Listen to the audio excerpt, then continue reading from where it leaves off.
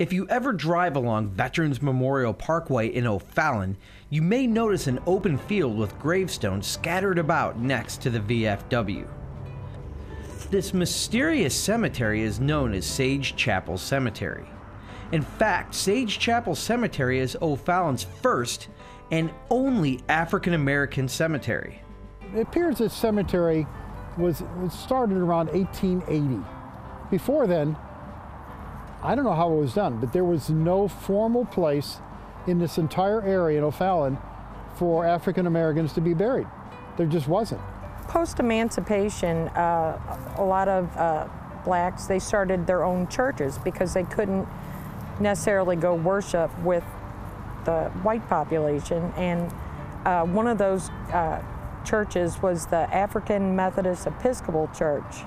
And it became very popular with emancipated slaves. The story of Sage Chapel Cemetery is sort of a mystery.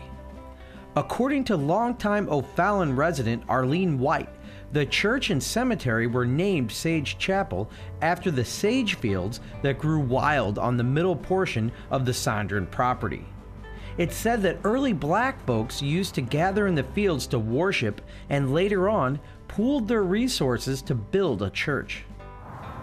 A group of people got together and they purchased this cemetery in 1881 along with some property on Sondran. See, the trustees of that church membership, they purchased it and their names are on the deed, and it was purchased from Jasper Castillo and his wife. She had been a Keithley at one time, and this cemetery was originally part of Samuel Keithley's property.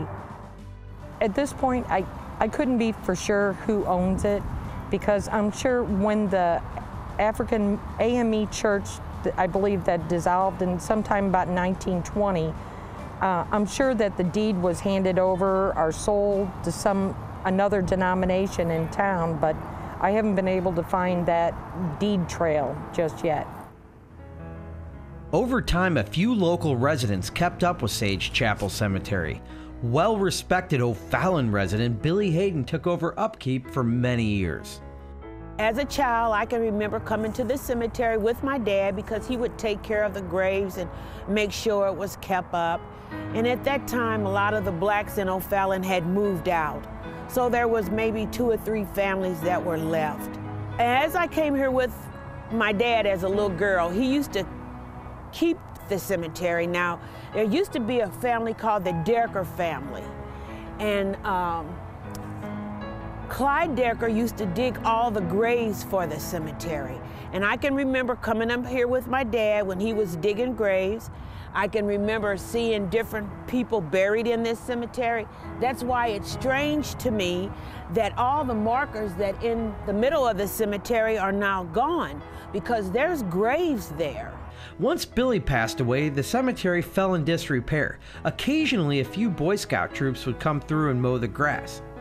But then, by chance, Jim, Mary, and Phyllis came to Sage Chapel's rescue. When I came here about a year ago, it didn't look terrible, but it was messy, it was junky. There were huge piles of branches and leaves, and there were so many gravestones that, they were hidden. They were under trees, under dead brush. I didn't even know that. I mean, I could look at all different areas now, and now I look out and go, yeah, I can see it. Now I can see it, I can see it. So really, we just got a group, we kind of threw it out there to the universe, and people started coming in. Mary Hogan Smith came into my life, best friend. Phyllis Hayden came into my life, best friend. Never knew them before.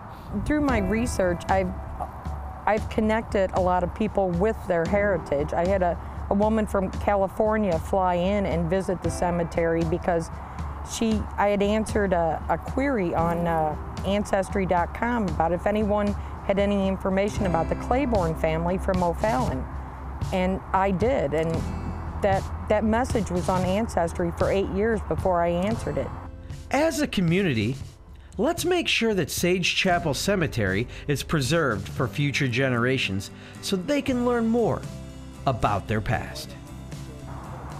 This community of people, they contributed just as much to our society as the white people, but their story really isn't told. And for all the accomplishments that the white citizens have had in our community, it was 10 times as hard for the black community to have those same accomplishments, and they did.